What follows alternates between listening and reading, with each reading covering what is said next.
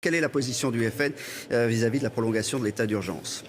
Bon, écoutez, l'état d'urgence, on s'en est rendu compte avec les nuits debout, les manifestations multiples, ce qui s'est passé pendant l'Euro à Marseille, dans la manière dont le gouvernement l'applique ne sert pas à grand-chose. Mais on a le devoir de mobiliser toutes les énergies psychologiques. Et voter l'état d'urgence, c'est une manière de dire, qu'on est réellement en état d'urgence et de faire en sorte que peut-être le gouvernement le comprenne. Vous vous rappelez, pendant l'état d'urgence, le véhicule d'un policier incendié, des policiers blessés, des manifestations de partout, le désordre généralisé. Bon, l'état d'urgence, c'est d'abord et avant tout une attitude psychologique, et la lutte contre le terrorisme, elle passe par le code pénal, mais aussi par la détermination psychologique. Donc vous dites que c'est un outil psychologique, que c'est un symbole, mais qu'au fond, ça ne sert pas à grand-chose. Mais écoutez, je vous demande de vous retourner quelques semaines en arrière. On a bien vu le désordre chaotique qui régnait en France sous l'état d'urgence.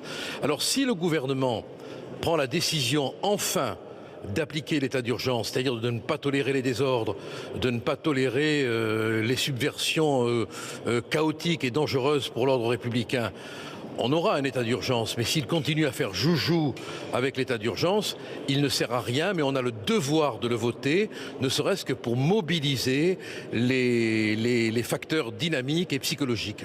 Mais vous dites aujourd'hui que vous avez le devoir de le voter. Pourtant, si je ne me trompe pas, vous vous étiez abstenu la fois précédente? Absolument, absolument. La fois précédente, je m'étais abstenu parce que je considérais, et nous considérons toujours, que cet état d'urgence tel qu'il est pratiqué, tel qu'il est appliqué, et la preuve en a été donnée, ne sert à rien. Il n'a pas empêché les attentats dramatiques de Nice.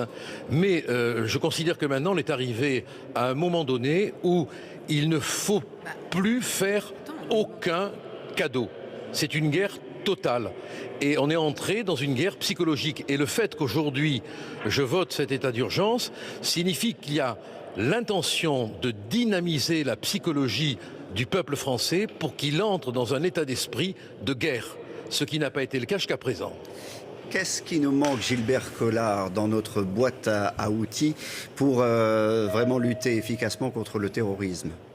Mais d'abord et avant tout, une détermination courageuse, ne plus tolérer aucun communautarisme. Quand vous pensez qu'il y a eu ces fameux camps anticoloniaux où la présence de Blancs était interdite, quand vous pensez que dans une université, on a interdit la présence de Blancs et que le gouvernement n'a rien dit, tout cela divise les Français. Et il y a vraiment une responsabilité de ce gouvernement dans la division des Français, alors qu'on a besoin d'être tous réunis, non pas dans « je suis Charlie », non pas dans « je suis Nice », mais dans « je suis la France ». C'est la France qui est attaquée. Ce gouvernement n'a pas pris la mesure des menaces qui pèsent sur nous. Quand je pense que j'avais fait une proposition de loi pour lutter contre la propagande terroriste dans les lieux de culte, et que cette proposition de loi, personne n'en a tenu compte. C'était en juillet 2015.